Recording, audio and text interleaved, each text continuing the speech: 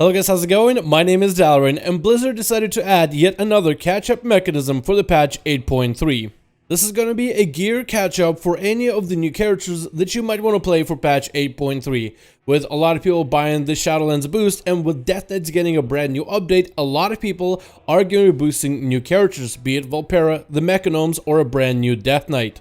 As you gear those characters in the next patch of 8.3, Blizzard decided to add yet another catch-up mechanism that primarily is going to allow you to level and gear your ults easier, but also if you want to use your main to gear your ults, they still want to give you that option.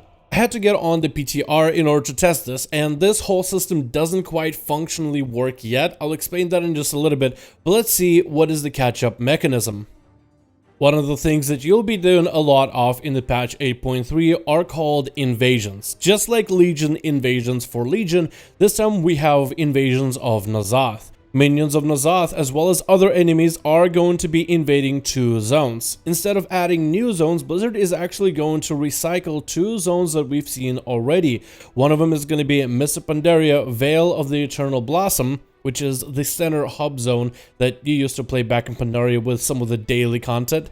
The other is going to be in Uldum, a zone utilized back in Cataclysm as one of the leveling zones that included also a raid. I got to test out both of the zones, and it does seem like Blizzard revamped them a little bit for the current content.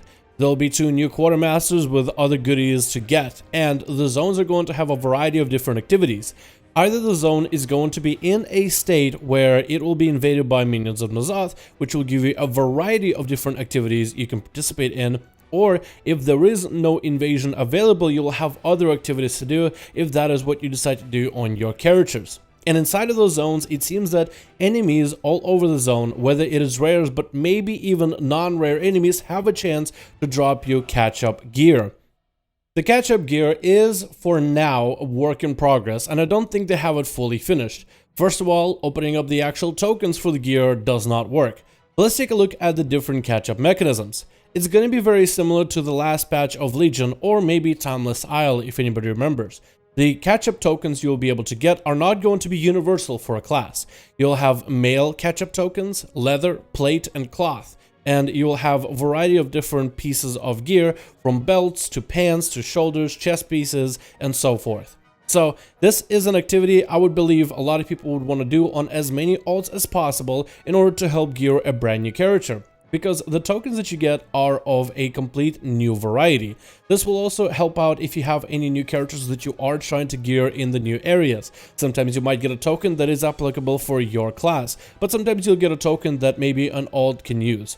So if you're someone who is excited about getting some alts up and running for the expansion of Shadowlands and want to dive into patch 8.3 a little bit to test out some of the classes and play around a bit, then the tokens will be used to catch up those characters. The only other question I have right now is, what will the gear look like? Normally, the catch-up mechanism gear usually resembles the battleground gear look for that season.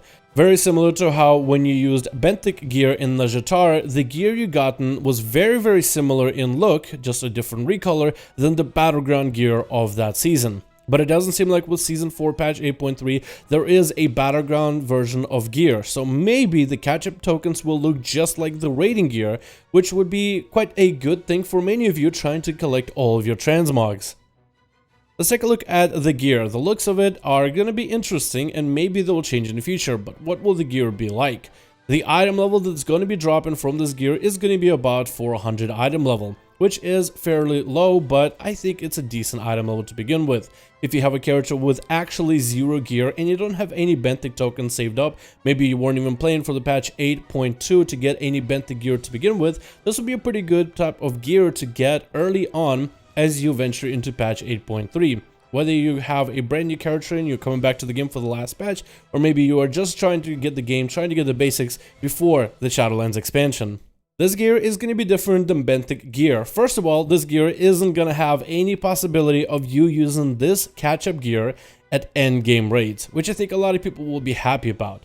Back in Eternal Palace, the Benthic gear effects were so strong, and possibility of you getting a socket on that piece was so likely if you were playing the lottery for the gear, that you actually could use those Benthic pieces of gear, and those pieces were better than Mythic level gear, which made absolutely no sense for the tier. A few extra details on the pieces of gear. If you have a token that drops you an Azeroth armor token, as in a headpiece, shoulder, or chest piece, there's apparently 2 possible pieces. So you can have 2 different heads, 2 different shoulders, and 2 different chests, probably with different rewards in terms of the different Azeroth gear. Any piece of gear that isn't Azeroth isn't gonna have up to 4 possible pieces of gear per token that could drop from that token. That means a variety of different stats from haste, mastery, crit, and versatility, so hopefully whichever character you're getting these tokens for gets some decent stats.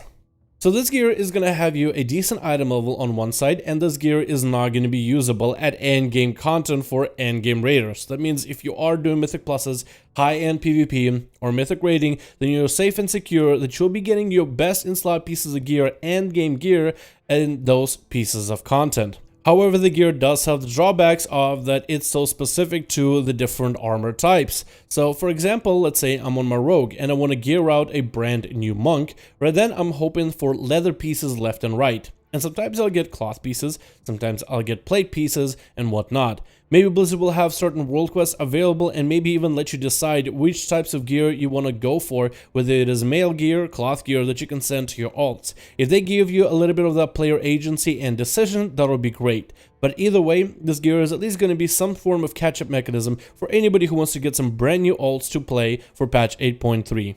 Another thing I noticed on patch 8.3 is, first of all, these tokens don't drop all that often, so hopefully Blizzard can also fix that.